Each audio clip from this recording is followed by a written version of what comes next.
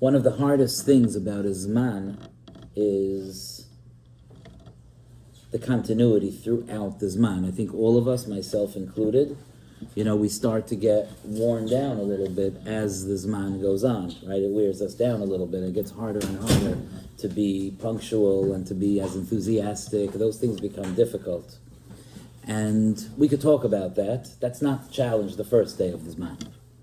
The first day of the Zman, though, does have a tremendous amount of power.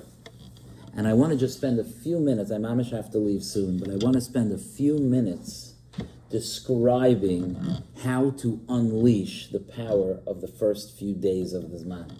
Okay? It's interesting that there's a ton of snow on the ground, and where I come from there's even more snow.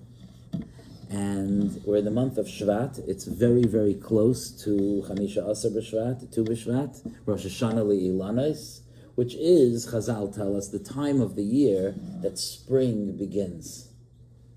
Now, as Reb Shamshon Raphael Hirsch points out, if you look out the window, you will not see any sign that spring is beginning. If anything, things just took a turn for the worse.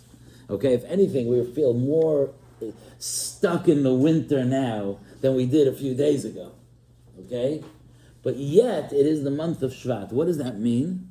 What that means is that Chazal say that if you knew how to look, if you looked at the very, very roots of the trees and the mechanisms going on in the cells of the trees, you would see that a process has begun which is going to lead to them flowering and having leaves and flowers and fruits for fruit trees and so on within a few months from now. But that process begins very subtly and under the surface now. Now, I always thought that that is an unbelievable parallel, okay?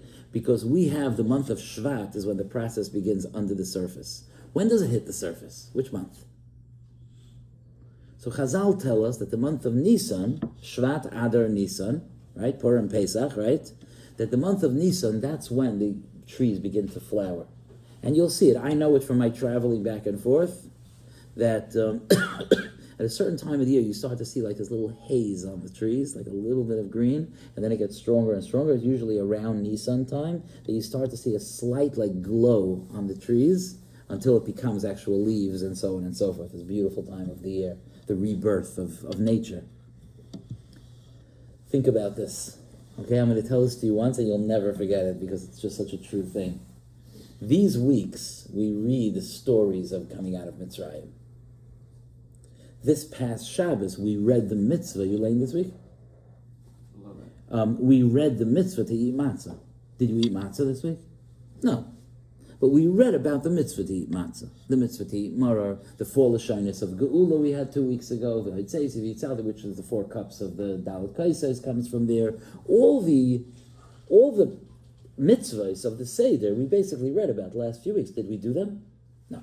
When do we do them? In Nisan. Interesting. At the time that we're sustaining the roots, that we're putting our energy, that HaKadosh Baruch Hu is reawakening the trees from their roots, we're also sustaining our roots, which is that we're learning the Torah of Yetzias Mitzrayim.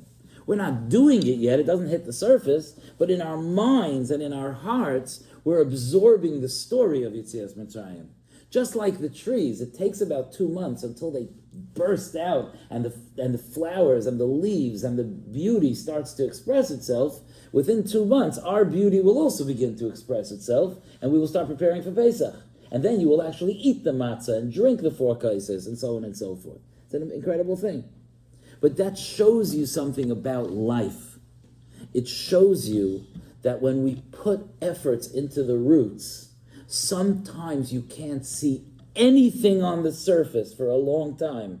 But that doesn't mean it's not building up inside and ultimately breaking through. And a lot of guys make this mistake.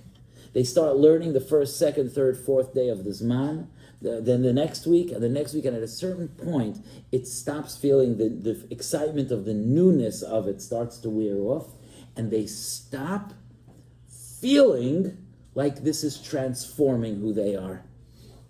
Because we're buried in snow, because it's cold outside, because the changes in us when we apply ourselves to learning take a while until they break the surface, just like the flowers. And that's part of what we need to do in the beginning of the Zman, is to set ourselves up to sustain what we're doing long enough that it can break the surface. You know, there's a pasuk in this week's Parshas B'Shalach, when Klal Yisrael sang the song of the Shira, so they say, Machain l'shivtecha pa'alta Hashem. Hashem, you made a place to dwell. It's referring to the Beis HaMikdash. Okay? Machain is a place to dwell. L'shivtecha, so that you could live, like l'sheves. Good?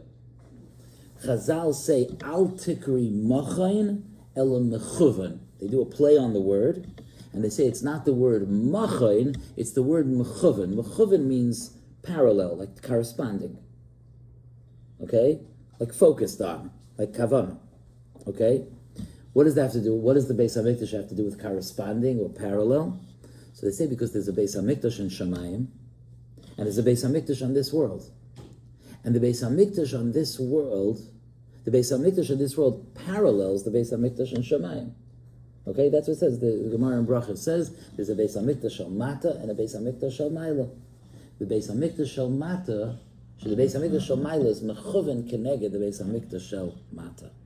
So when we build the Beis HaMikdash down here, it's going to come because of the power of the fact that there's a Beis HaMikdash in Shamayim. Okay? What does that have to do with us? Incredible thing. There's a short paragraph that was written down that Rav Hutner once told his Talmidim. He once said to his Talmidim that, you know how the Beis HaMikdash has a Beis HaMikdash in this world and has a Beis HaMikdash in Shamayim? Every one of you have the same thing. All of us have a Beis HaMikdash in this world and a Beis HaMikdash in Shamayim. And just like by the actual Beis HaMikdash, the Beis HaMikdash that's built is built corresponding to the Beis HaMikdash in Shamayim, so too your Beis HaMikdash is built corresponding to your Beis HaMikdash in Shamayim. You know what your Beis HaMikdash in Shamayim is? Your hopes and dreams. What you want for yourself, that's your Beis HaMikdash in Shamayim. What you yearn for, the person you want to be, the Talmud Chacham you want to become, the servant of Hashem that you crave becoming. That's the Beis HaMikdash that you build in Shamayim. That's Lamaila. That's in your thoughts, in your heart. And there's a natural progression that we are drawn to the fulfillment of our dreams. If we have it, what he calls a tzipiyah, a hope, a wish, not a fanciful wish, a wish woven together with a plan. You know what I mean? Like a something I'm looking forward to.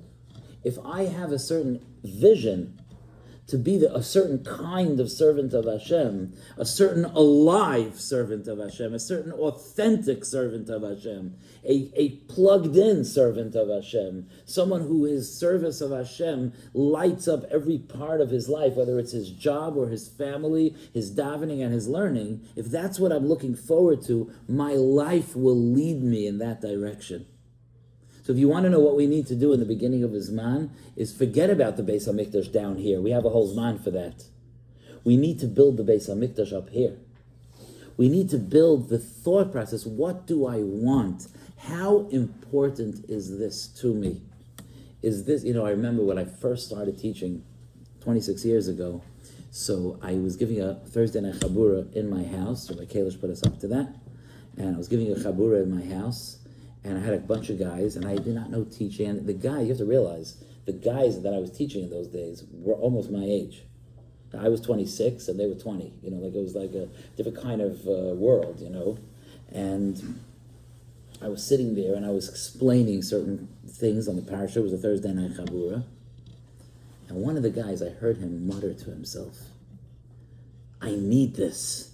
Like he just was overwhelmed, like it was exactly what he needed to hear. I need this. And I was very moved from that, and it gave a certain perspective to me about the weight of responsibility of teaching. Because you're not just entertaining people, you're giving them something they need.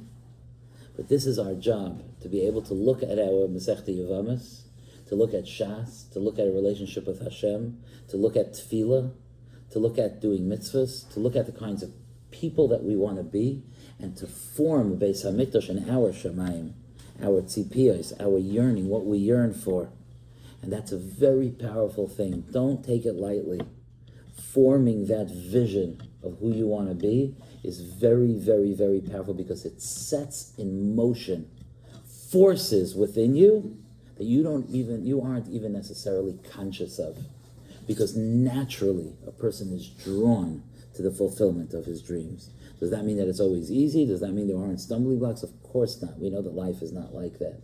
But the first and most powerful force that we could give ourselves to be successful in the short term, in a Zman, and in the long term, in life, is to try to form a vision. To be able to crystallize that dream, that tzipiyah. And we should all be zeicha that our Mikdash Shel Maila should inspire us to be able to build the most magnificent Mikdash Shel Mata.